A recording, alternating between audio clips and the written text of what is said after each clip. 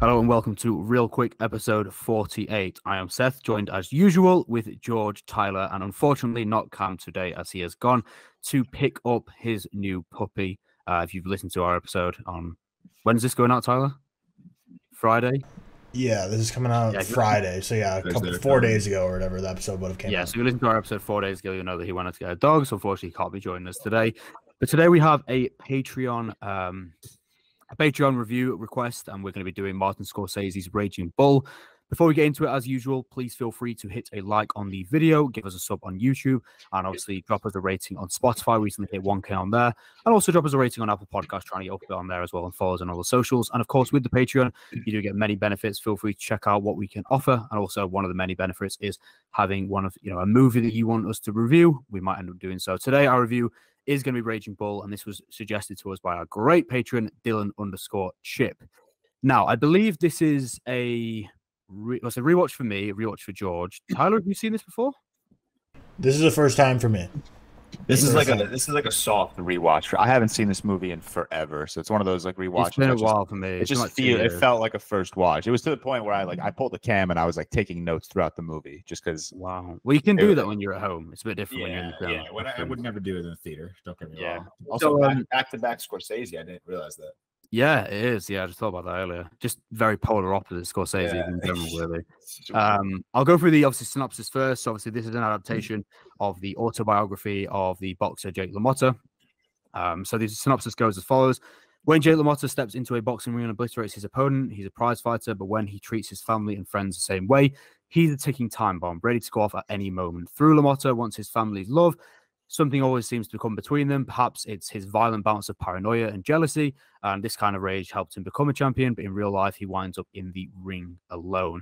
And it's a sports movie. That's the genre for it, but I guess it's very much a study of character rather than, the boxing is there, but the boxing is really a small part of the story, contrasted to what we're actually focusing on within the film. Tyler, I'll go over to you first for your kind of quick thoughts. I think with this, spoiler warning, it did come out in 1980. But I think with this, we can just kind of riff off a little bit, speak about it, speak what we liked and didn't like. Tyler, if you want to give your initial thoughts, as it's your first watch as well. Yeah, and I also don't think there's the ending of this movie something where if you knew that going in, you'd be like, oh, this movie's ruined. I can't enjoy Raging Bull now that I know that ending. So I don't think it is a big spoiler movie. Yeah, so what you're saying about a sports movie, yeah, it's obviously a sports movie. It's a biopic about Jake LaMotta as a real boxer, but the boxing was more of the cut scenes just to progress his story. It was much more about his life and how it was devolving outside of the ring. And it was kind of he is a boxer, and they kind of threw that in there, obviously, because, he's a boxer and it's a big part of his life. But definitely that's the afterthought. And the more main part of the movie is the outside of the ring portion. And before I talk about my thoughts, I just want to say Scorsese, I think, truly might be the king of biopics, because the ones I was talking about, Raging Bull, Goodfellas, Wolf of Wall Street, I'm probably missing some other ones, but he makes biopics that don't feel like biopics. So many biopics have that typical, in the first scene of the movie, you immediately know, you're oh, okay, this is clearly a real life person, they're retelling a story. It's always very much feels like a biopic, whereas he's just so good. Well. Casino, but yeah, exactly, that falls into it as well. These all feel like movies that a lot of times you could watch and be like, oh, wait, that was based on a real person? This just seemed like a totally... I think, especially Raging Bull, a lot of people didn't think, didn't know Jake LaMotta was a real person. Yeah. So he's just so good at directing these. And Robert De Niro, he's pretty unhinged in this movie in terms of he has those typical scenes where he's yelling and getting violent and screaming, but something about it just feels so reserved at the same time, and I just feel like his performance is just so layered and nuanced that I just really loved it, because at some points he's unhinged, then he just goes to being just more...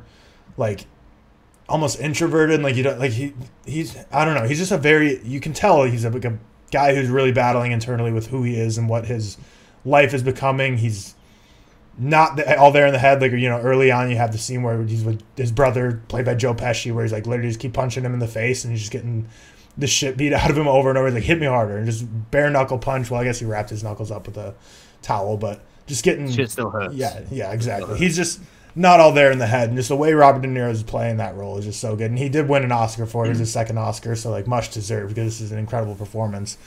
But yeah, I think we talked about it on the main pod when I was reviewing some other movies, especially Big George Foreman, which is a boxing movie as well. It's just sports movies I think are hard to make compelling, because I just think I don't know. They're kind of corny. They've all been done before. It's usually always someone down on their luck that ends up succeeding, and Raging Bull is very much not that. And I feel like he made it a very compelling story that I thoroughly enjoyed. I said it was my first time.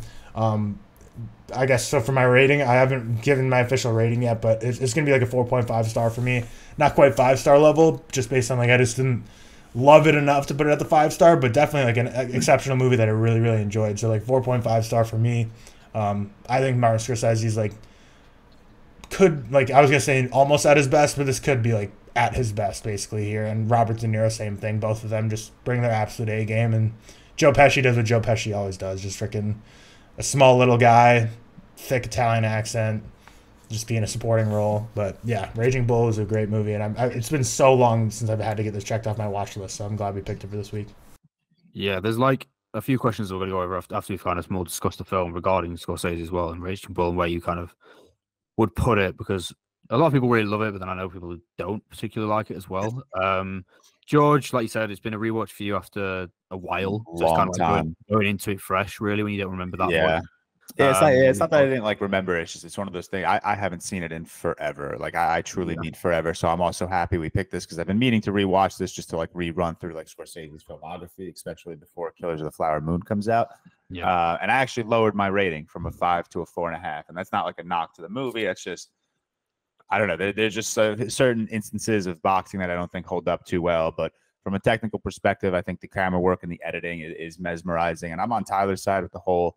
I don't love sports movies. I think they're very, they can be very cliche. They can be very, predictable. You kind of go in knowing exactly what you're going to get. But Raging Bull, like you said, Seth, it's a character study, and boxing is just there. It just happens to be in the story. It kind of reminds me of Sound of Metal, where Riz Ahmed's character, like, music is just there, but the movie itself is about this character learning acceptance, learning to overcome adversity. It's music is there as a plot device. It's the same with boxing, but no, I still really like this movie. A 4.5 out of 5 is not a knock, considering it was a 5 out of 5. I think De Niro's performance is one of the best, maybe if not the best of his career, right there with Dirty Grandpa. I think there's. I tried to slide that in really clean. But no, it's a character study about this man who just never feels adequate. Seemingly he has it all. The movie makes it very clear that he's the best at what he does, and he's still struggling mentally, still struggling internally, just never wanting to be happy. And I think some of the best scenes in this movie are just him by himself looking in the mirror or like a brick wall or whatever in this movie. I think that's where you actually like see the depths of this character, because on the surface, someone looking outside this man has it all, and he has no reason not to be happy, but he has this looming sense of just never feeling like he's adequate enough. Like he's never, what am I trying to say? He's never, he's disappointing everyone around him, and that's not what he does. So like you said, Seth, he kind of gets into the ring. He has a support system, but he feels like he's by himself.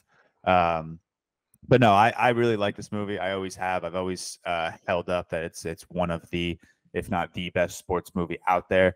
Lowering my rating to a 4.5 out of 5. I now only have one sports movie at a 5 out of 5, and that's Rocky. So I guess that's my new number one, but I am due for a rewatch on that as well. But no, I think this is great. I still think this is top 10 Scorsese. I think what he was able to do with a boxing movie and turn it into a deep character study with an impeccable De Niro performance and a lot of themes that really like hit you to your core. I don't want to say they're relatable themes just because we're not professional boxers. We're not in that seat, but I think everyone goes through instances where they just don't feel adequate enough. They don't feel like they're doing enough to please the people around them. So I think the movie is fantastic. I think the writing is brilliant. And yeah, it's a 4.5 out of 5 for me now. And again, that is not a knock. I promise you.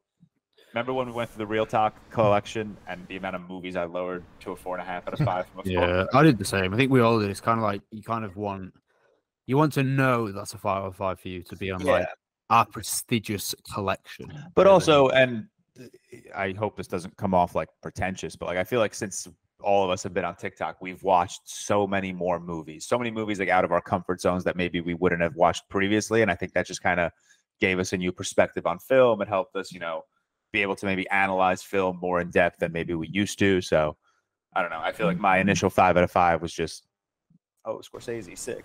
Well, yeah, and like I feel like in our early days of TikTok, or at least for me, I was so much more nervous to like give a movie that like everyone loves to give a 5-star. That's like unanimous 5-star, like The Goodfellas and Godfellas. Where I was like so scared to not go to 5 to get ridiculed, but now at this point, I'm like, I'll give Goodfellas a 4.5. I truly think it's that, and at this point I just don't care. Like I'll just do whatever I want for my rating.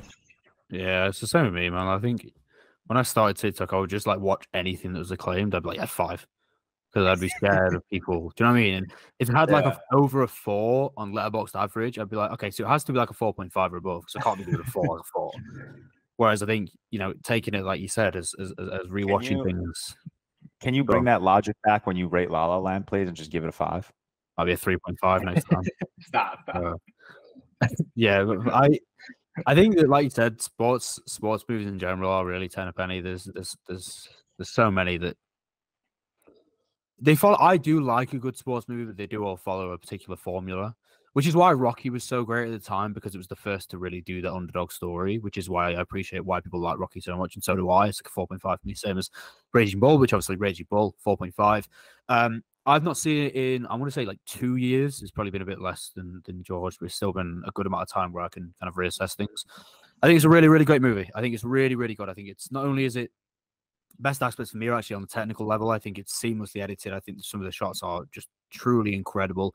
And I think it's like you've all said, I'm not really sure what I can bang on about it, but it's the perception of yourself. It's a man who's like fully immersed into like jealousy, insecurity, and also him feeling inadequate of his surroundings as well. And I actually read a really interesting quote. I think it said something about like the fights aren't controlled by tactics. They're controlled about what's going on around his life in terms of what's happening with his brother, played by Joe Pesci, and what's happening with obviously his partner. I can't remember who plays her, but obviously, as we know, doesn't really treat her too well because of his inferiority complex, and kind of his jealous and almost, well, definitely psychopathic tendencies throughout the story. I think Joe Pesci I do actually really like. He's very much a person that people think is typecast, and I guess he is, to be fair, because he's very much a similar character in a lot of films that you see. Even if you do draw comparisons from Home Alone 2 to this, do you know what I mean? It's very similar in terms of the way he portrays himself. But at the same time, I think if he's good at that, which he is, then it's perfectly fine to do over and over again, because I'll always enjoy watching him. He has this kind of persona that I just really like to see. Fight scenes wise, I could definitely see why George isn't a big fan. I think if I was to judge this as a sports movie, if I was to, judge this against Rocky or Creed, I'd be like, okay, yeah, the fight scenes aren't the best, but I think they are kind of used as a tool just to push the narrative forward to the point where it doesn't really bother me too much. It doesn't like bother me, but that is the reason like why I lowered my rating to a 5 out of 5, which is weird, to a 4.5 out of 5, which is weird to say since we've just spent the last 10 minutes talking about how this isn't a boxing movie, it's a character study, but like boxing's still there, and I don't think some of the fight choreography holds up as well as they should. And yeah, like we've all said, they feel more like plot devices. They feel like the only reason they're there is to get De Niro in the ring and then give us this like moment of rage, this moment of, okay, he's there by himself and he's got no one around him. Like, let's like, it's to like lower his characters, to lower our view of his character. And I feel like this movie could have done that in other ways as opposed to, throwing in. It sounds weird, but like this is a boxing movie where I feel like taking out the actual boxing scenes may have helped it. Yeah, I definitely understand like keeping that in the background as much as possible. I think potentially what they could have done is just shown him kind of walk into the ring and then walk out in terms of the drive. Yeah. Like he could be walking in after a certain event that's happened with his brother, let's say, or his partner, and then he walks out and he's either really banged up and angry because of a decision not going a certain way, or even just go from A to B in terms of when he lost the initial fights to Sugar Ray Robinson, I believe it was, and it was like a decision loss. It could have gone from walking into the ring to decision loss. This is why he's acting a certain way after this kind of thing. You know what would have been the first thought that comes to my mind after you said that was in Creed 3, and I don't mean to bring him up because of the controversy, but that one scene where Jonathan Majors is walking into the ring and he's got no one around him. Everyone is booing him like crazy. Yeah, something like that in Raging Bull, I think would have worked a million times better, where like maybe he is walking out to the ring and he does have a support team behind him, but the camera is focusing strictly on his face. And maybe it's like a portrait mode thing where everything is blurred.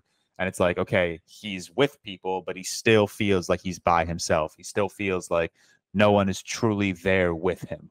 Yeah, I think it has the feeling of isolation, but then I also think, like, when did this come out? So 1980. Obviously, Jake LaMotta at the time was one of the most famous boxers ever for right and wrong reasons and the way his life turned out. I think, like, if I judge it, say if I was in 1980 watching this, it wouldn't be as big of a deal because I haven't seen the upward trajectory of how well choreographed fight scenes are. Yeah. And I think that a lot of the time as well around that key area. But also that too, I hate judging. I hate being the guy to say, like, I don't think Return of the Jedi holds up well because of its CGI. It's like, sick. That movie came out in 1980. Like, you can't expect it to. But like, it's the same thing with Raging Bull. Like, I hate saying I don't think the boxing scenes hold up well, just because that form of storytelling has just like evolved like crazy in the last 40 years. I mean, we just got Creed 3 with arguably the best boxing scene ever put in a movie. Sorry, I definitely agree. I think it kind of comes down to whether or not how much you enjoy the boxing scenes. I mean, Tyler, what do you think? Do you think it would have been better without, and they could have moved the plot forward without it, or do you think they should have kind of kept that aspect in, I guess? Yeah, so I saw George's Letterboxd review. He mentioned something similar to what he's talking about on the pod in his review, and someone commented, like, the point of the movie isn't the boxing, it's like outside of it, which we all know, we've all talked about, but it's like, it's not saying that's, like, George didn't miss the point. It's saying, like, if you would have had the same exact movie, but you elevated those boxing scenes as well, then, like, that would just make it maybe a 5 for him, like, if he did that part just as well. But for me, I think what you guys were just saying, I never even thought about that, but I actually think that would have worked, just taking out the boxing entirely, because kind of like I mentioned in my beginning, like, it almost felt like those were like the cut scenes to progress the plot forward. Basically, like, every time there's a boxing match, I was like, oh, okay, so now we're like a couple months in the future when it's the next match, so now we kind of know, like, stuff's progressed. Whereas obviously clearly the focus is his relationship with his wife and the other women in his life and his brother and his manager and how that's all going down, his internal battles with how he feels, as well as his fame and the public perception of him. So yeah, I think because the boxing felt like an afterthought, which again, I'm not personally saying it's a negative. I think it could have been without the boxing, or like maybe even give a little more to it. I don't know. I think like the amount of boxing in it was a little weird, although I clearly know like that wasn't the main focus, but I think taking it out would have been interesting and added to it a little more, since it is much more character study and more of a drama than it is, a sports movie. Yeah, I still think this movie works very well. Absolutely. As a character study, like with the boxing elements. Like, I don't think that like knocks the film. I just don't think it. I mean, yeah, we're debating between a 4.5 and 5 right now. We're not saying we're not saying like this nitpick is making it like a 2.5 movie. Yeah, I'm just saying if those were, and I don't want to say done well, because I do still think they were done decently well for 1980. But if they were done well and like felt less of like a plot device and just felt less like they were just put in because like someone said this is a boxing movie, we need boxing scenes, I think this could have been as easy a 5 out of 5 as ever. Yeah, I see a lot of people like, it's kind of hard to say. I think this could probably be the highest rated sports movie, but it's very hard to compare like a Rocky to this. Do you know what I mean? Yeah. Like Rocky, he's driven by success, whereas Jake LaMotta's is kind of like an outlet for his rage, for his insecurity, and he is a raging bull. That's exactly what he is. It's kind of hard to compare, but yeah, I definitely was actually fantastic that you just said that. I don't know. That just sounded very like professional. I'm guaranteed that someone else has said that, to be fair. I've never heard anyone say that about the movie. Someone has as weird as that sounds, I've never once heard someone actually say he is a raging bull. Well, he is. That's what he is. I know. I've just never heard it, and that just blew my mind. That's like one of those TikTok videos where it's like when they say the title of the movie in the movie, and then it's like the clip of Leo from Once Upon a Time in Hollywood. Yeah. But yeah, I don't know, man. Like, I really like it. I do think for me, a 4.5 is still, again, we're like talking negatives. I think that realistically, for 4.5, you can have very few negatives. 4.5 is very, very high. There's just certain aspects which I don't love as much as a Scorsese film particularly. But then again, well, this brings me on to my next point. So I personally would have this quite high in Scorsese's filmography. I actually checked before I came on, and I out of the kind of 17, 18 I've seen, I would actually have this 4th. And I was keen to know where you think you would have. Sorry, is this a 4.5 for you? 4.5, yeah. Okay. Yeah. Interesting. I feel like based on I feel like you talk about it so much, I just assumed it was a 5. I didn't even look at your review. I just always assumed it was a 5. Well, it was one of those films where I first kind of went on Letterboxd. I kind of just rated it a 5. This was a while ago. I dropped it down to a 4.5. I want to say 6 months ago. I have 3 Scorseses at a 5, and then I have a 4 or 5 of them at a 4.5. And this is like the highest end of 4.5 in terms of his filmography for me. So it sits around 4th. Before we get into like the our Scorsese rankings and where we would put this, I feel like we just glossed over Joe Pesci because I think he's stunning in this movie, and I think that like brotherly relationship absolutely drives everything because it feels like super real and super genuine. Like they go back and forth with each other, but they're still brothers. And I feel like it's one of those situations where it's like a Denzel Washington, Ethan Hawke in Training Day, or like a Heath Ledger, Aaron Eckhart in Die Hard, where one of them is so good, in this case, Robert De Niro, that it overshadows the other counterpart, in this case, Joe Pesci, but he still gives such a flawless performance. I agree. I think Joe Pesci, I think there's the relationship you need this brotherly bond to work. Yeah. And which is, always going to happen because Joe Pesci and Robert De Niro, 2 actors who clearly, as we've seen in future projects, and I believe one past project, worked really well together. So you kind of need this to work because you need to see their relationship fall apart. And they're almost pretty good at acting.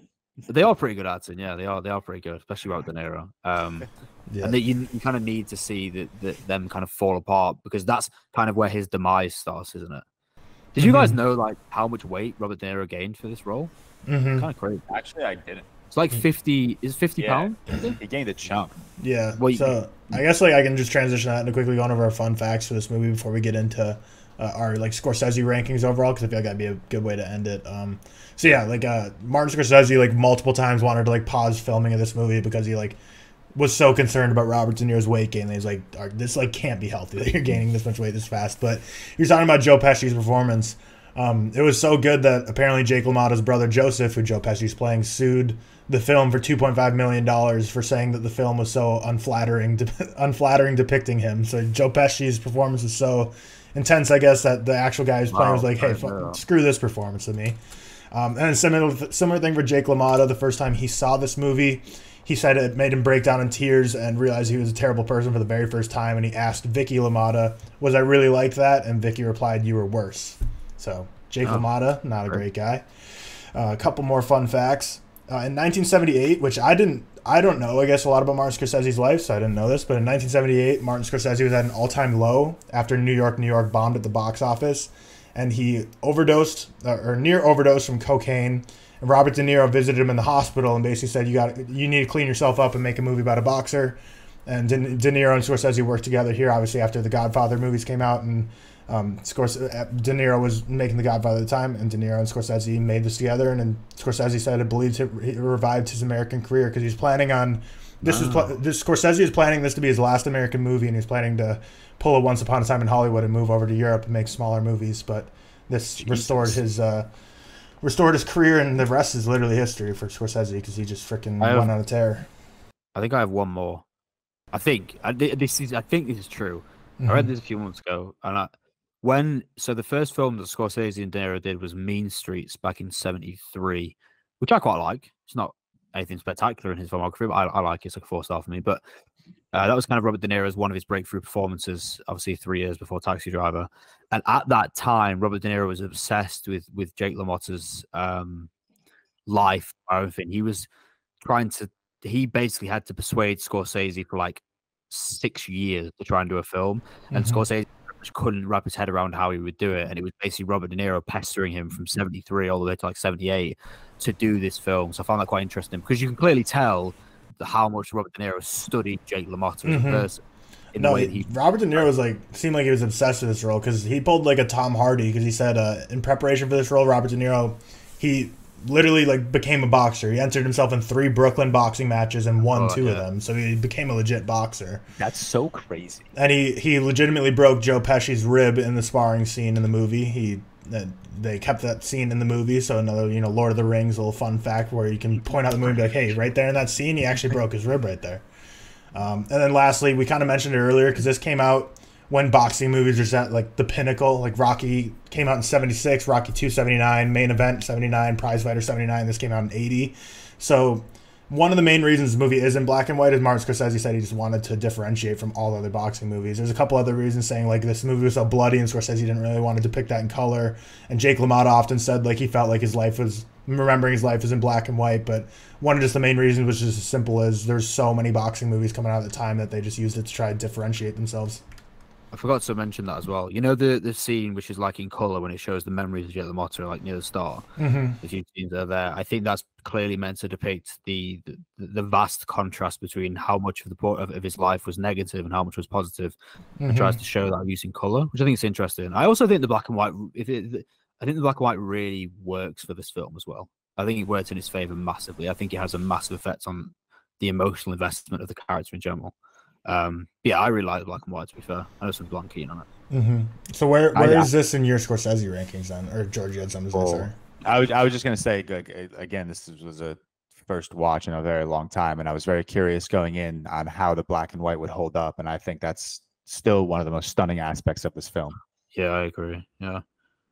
I have 5 Scorsese out of 5 out of 5. Let me guess them. Go.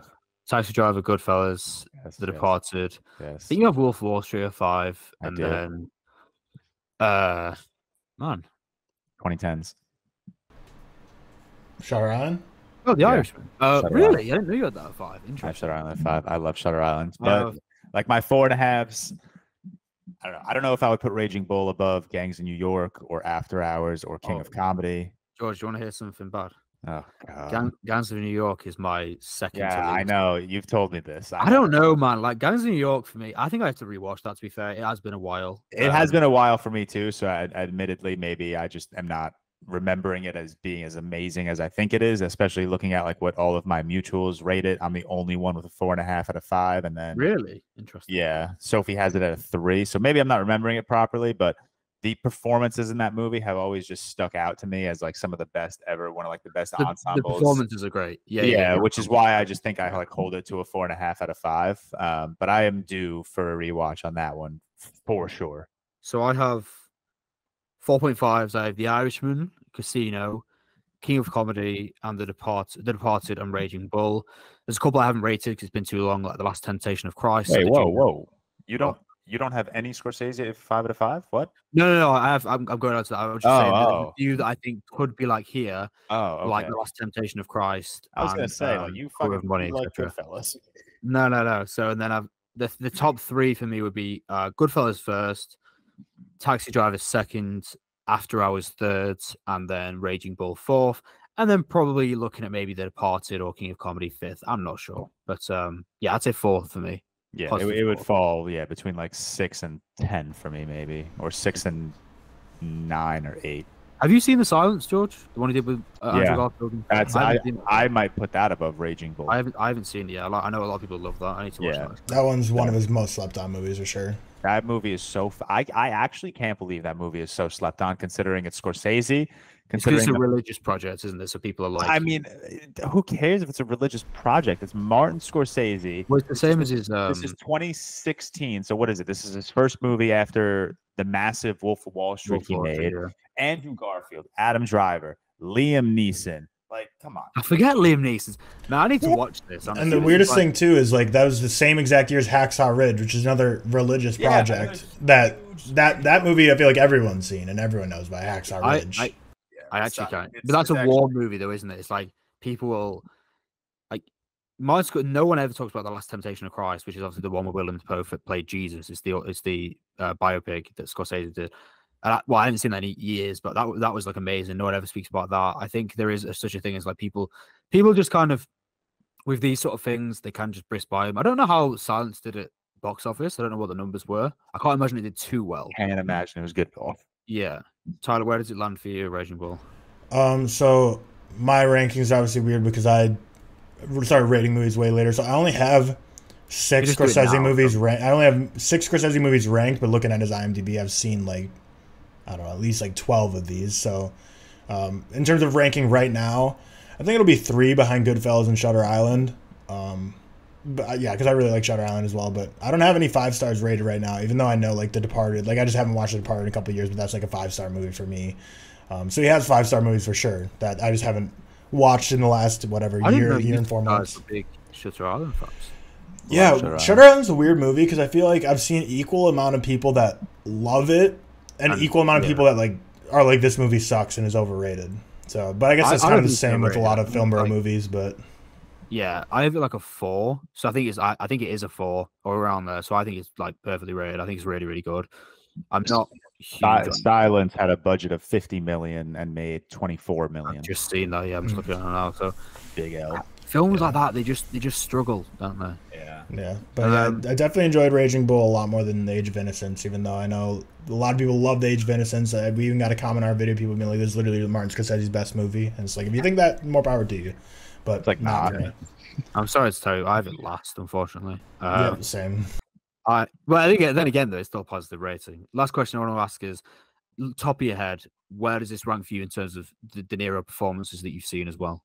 Because I think this would be might be 1 or 2. I think 2. I've always just loved Travis, Taxi Driver. I just think that performance is just amazing. Again, another character study. Scorsese is amazing. I think he's good at those. He is great at those. I think I'd go 2. Tyler, what are you saying? I think 2 might be the same for me. I think 2 behind Taxi Driver. I'd say the same. I really enjoyed his performance in this movie. It's probably my favorite part of the movie. Yeah, it would be 2 or 3. I think Taxi Driver is his best, and then maybe King of Comedy's up there for me as well. I think. God, yeah, maybe Raging Bull, and then The Godfather Part 2. I wouldn't call this one of like his best ever, but his performance in Silver Linings is so good. I haven't seen it. So good. Yeah, what's Robert De Niro's best old performance? Like when he's older, because like I feel like a lot of his projects is kind of probably it's like post like 2010, we'll say. Oh man, 2010. Yeah, I'm looking at his filmography now. He's not been in many great, but probably The Irishman. Yeah. That's what I'm saying. Yeah. Oh yeah, okay. I feel like that's kind of a cheat code though. No, I'm saying Silver Linings. I'm saying Silver Linings.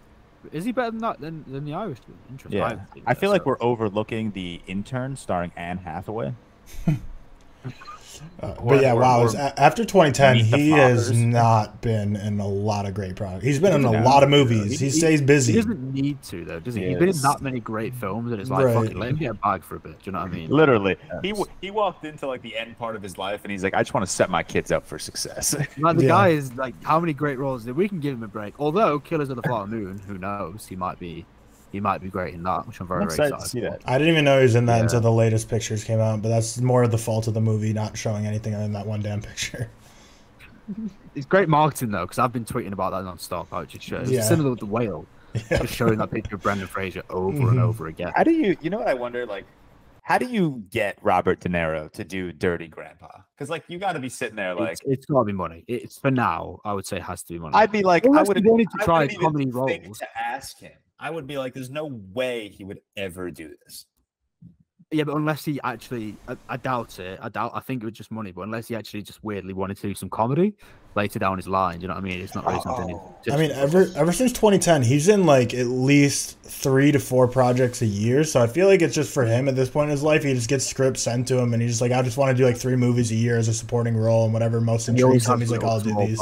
Doesn't he? Yeah, he always has quite a small parts. And he was in Limitless. I was literally just about to say that. I completely forgot he was. I don't remember him in Limitless. Yeah, I completely forgot that. Interesting. I actually quite like I haven't seen that forever. I feel like Limitless for me is a movie that, like, when I first saw it as a kid, is like a 5 out of 5 star, but I'd rewatch it and I wouldn't love it as much. But I don't know. I have to rewatch it. Shark Tale as well. That's quite a performance. With Scorsese as well. Is that their best collaboration? I mean, we can probably leave it there. Have we got anything else to touch on? Or are we all kind of covered? 4.5 from me, 4.5 from George. 4 or 5 across the board. Actually, before we end, because Cam did rate this, and he's can't be here. Let me just go read his letterbox real quick for the. Oh yes. For the people at home, let's get Cam's. I think he did a 94. Yeah, so it is also a 94. Okay, he didn't actually review. He said this week's ReelTok review released on Friday, so he doesn't have any thoughts. But he gave it a 94 out of 100. So yeah, 4.5 across the board. So it's officially in the almost ReelTok collection. The nearly ReelTok collection. We should make that. As usual, let us know your thoughts on the film. As I said at the start, if you want to look at our Patreon, look at all the benefits. If you want to provide us movies, draft ideas, etc., etc., we've got a ton of content coming out soon. We're backlogged for like 3 weeks in advance. Tyler, 3 weeks, 2-3 weeks. That sounds right. Something like that. A lot. Yeah. We have a lot of content coming. And people like, so we have videos that are gonna be coming out in like, or podcasts are gonna be coming out in like 3 weeks. That'll be like uploaded to Patreon. Some are already uploaded now, and some will be uploaded today. So like, if you're a patron, you're getting content like 3 weeks early, and not to like pimp our own stuff too much, but like our Discord, like we've gotten so many messages from people that are literally like, the Discord is like the greatest thing that's ever happened to me because there's so many like-minded guys like watching films. Yeah, they always do watch parties together. They're always talking. Like our Discord is consistently like overflowing with messages. Like they're always chatting in there. So if you need like an awesome group of guys to talk movies with, like that's like the greatest way. If I remember when I started, the reason I started TikTok is because I didn't have many people to speak to about film. You join a Discord, everyone in there loves it. It's all over it. But yeah, as usual, give us a rating on Spotify. Drop a like if you enjoyed the video and a sub, and let us know what you think of Raging Bull as well. Let us know your thoughts in the comments. Other than that, we will speak to you all soon.